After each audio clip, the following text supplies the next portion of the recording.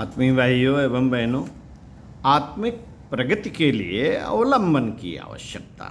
लेखक ब्रह्मवर्चस्व, पृष्ठ 5 से पढ़कर सुनाते हैं पिछले वीडियो के क्रम में।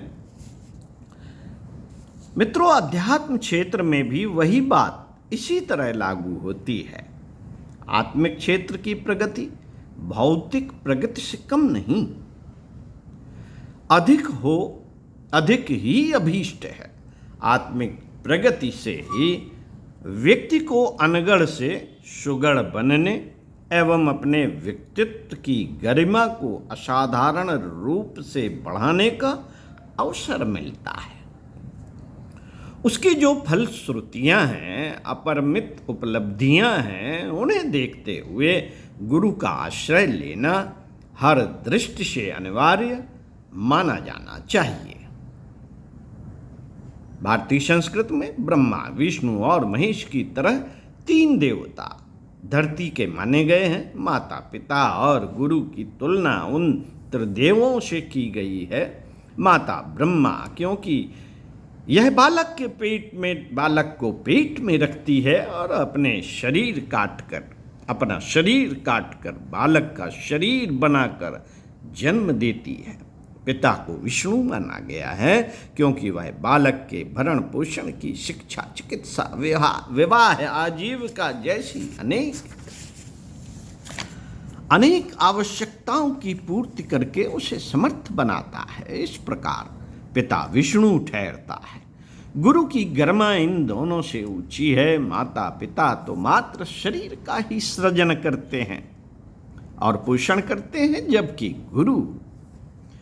गुरु आत्मा में, व्यक्तित्व में सुसंस्कारता का आरोपण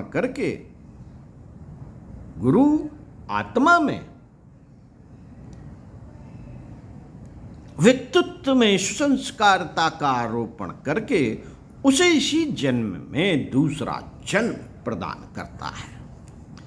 द्विजत्व एक उच्च स्तरीय संस्कार है, जिसे यज्ञोपवीत दीक्षा के साथ कर्मकांड के रूप में संपन्न किया जाता है।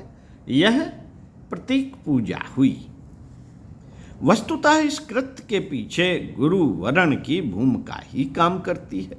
माता पिता के सहयोग से मानव शरीर की उपलब्धि जितनी महत्वपूर्ण है, उससे भी अधिक गुरु महिमा की सहायता नर नारायण बनने की संभावना के संबंध में समझी जा सकती है। आत्मिक क्षेत्र का परिष्कार कर सकने वाली गुरु गरिमा को वस्तुतः मूर्तिमान शिव कहा जा सकता है। इसी रूप में वंदना, अभ्यर्थना के स्तवन छंद भी बने और गाए गए हैं।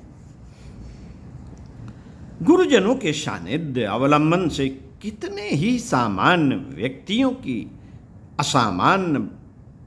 को असामान्य बनने का अवसर मिला है।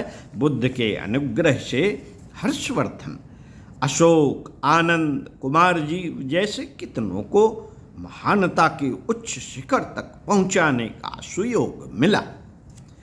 अंगुलीमाल, आम्रपाली जैसे कितने ही हीन व्यक्ति महामानव के रूप में कायाकल्प कर सकने का सौभाग्य अर्जित कर सके।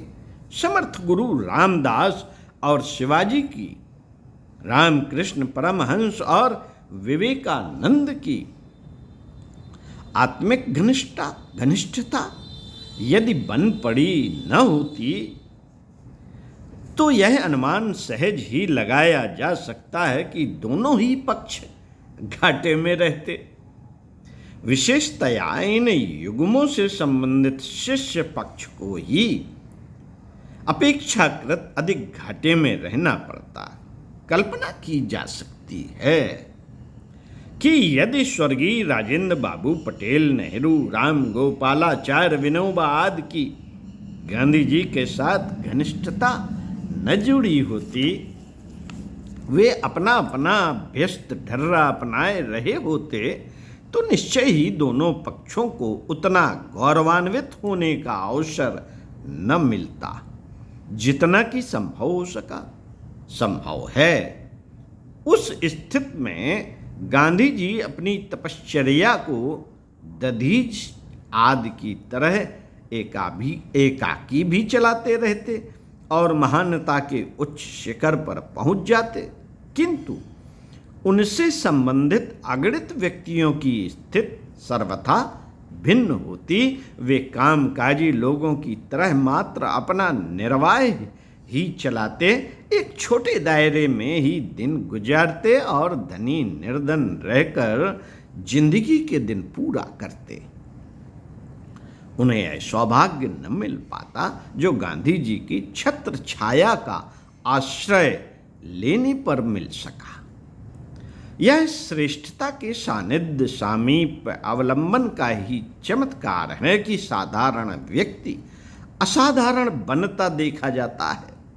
गुरु वरण की आवश्यकता व महत्ता इसलिए बताई जाती रही है। श्रद्धा इस प्रक्रिया का प्राण है। इतना समझ लेने पर आत्मिक प्रगति के इच्छुकों को वह राजमार्ग मिल जाता है जिस पर चलकर वे अनुग्रह अनुदानों से लाभान्वित होते हैं। साथियों, इसी क्रम में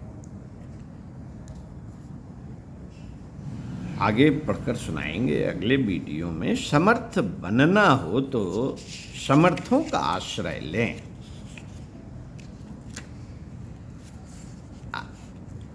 अभी आपको पढ़कर सुनाया श्रद्धा का आरोपण, गुरु तत्व का वर्ण, इसकी महत्ता और उपयोगिता आपको बताई। आगे पढ़कर सुनाएंगे इसी क्रम में पश्चात। ओम शांति।